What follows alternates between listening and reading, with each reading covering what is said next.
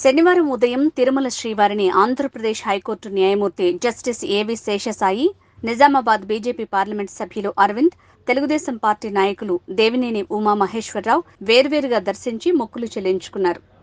అందరికీ నమస్కారం. కలియుగ ప్రత్యక్ష దైవం వెంకటేశ్వర స్వామి దర్శనం చేసుకోవడం జరిగింది. అందరూ బాగుండాలని, రాష్ట్రం సుభిక్షంగా ఉండాలని, శ్రీరామచంద్రమూర్తి పునఃప్రతిష్ఠ జరుగుతున్న పవిత్ర మాసంలో మరి ఈ సమయంలో స్వామిని కలవటం, కలియుగ ప్రత్యక్ష దైవం వెంకటేశ్వర స్వామి కొండ దిగి వచ్చే సమయం ఆసన్నమైంది. రామరాజ్యం రాబోతూ ఉంది. రామరాజ్యంలో తప్పకుండా ప్రజలందరూ కూడా సుఖశాంతులతో, పాడి పంటలతో, ఏదైతే రాష్ట్రంలో ఉన్న అన్ని ప్రాజెక్టులు పూర్తయ్యి అన్ని ప్రాంతాలకి, చివరి కాలువలకి నీళ్ళు వెళ్ళాలని ఆ వెంకటేశ్వర స్వామిని కోరుకున్నాను. తప్పకుండా రాష్ట్రం సుభిక్షంగా ఉండి పాడి పంటలతో అన్ని వర్గాలు, అన్ని ప్రాంతాలు అందరూ క్షేమంగా ఉండాలి, సుభిక్షంగా ఉండాలని స్వామివారి ఆశీస్సులు దర్శనం చేసుకున్నాను. థ్యాంక్ యూ అమ్మా. బయట మాట్లాడతాను. సుమారు 500 సంవత్సరాల తర్వాత శ్రీరాములు వారు పుట్టిన స్థానానికి రావడం జరుగుతూ ఉంది.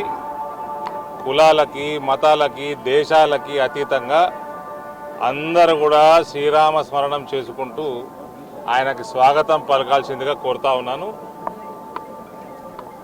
రానున్న కాలంలో కూడా ప్రతి ఒక్కళ్ళు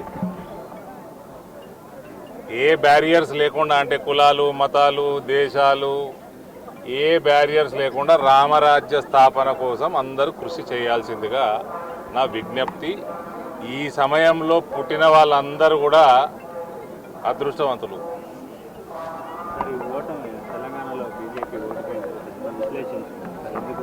రానున్న కాలంలో గెలవడానికి అతి త్వరలో భారతీయ జనతా పార్టీ, అక్కడ నెక్స్ట్ ప్రభుత్వం తెలంగాణలో భారతీయ జనతా పార్టీదే. 400 స్థానాలతో భారతీయ జనతా పార్టీ, నరేంద్ర మోడీ గారు మళ్ళీ ప్రధానమంత్రి అవుతారు. తెలంగాణలో డబల్ డిజిట్లో స్థానాలు వస్తాయి. రాముల వారి ఆశీస్సులతో మోడీ గారి పాలన నచ్చి రాముల వారు మళ్ళీ రామరాజ్యం ఏర్పడుతుంది అన్న నమ్మకంతో ఆయన పుట్టిన స్థలికి రావడం జరుగుతుంది.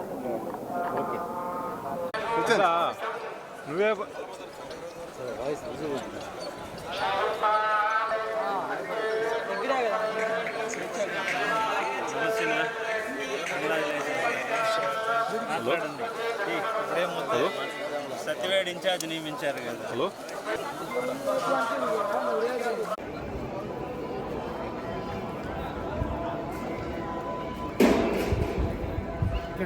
ఫోటో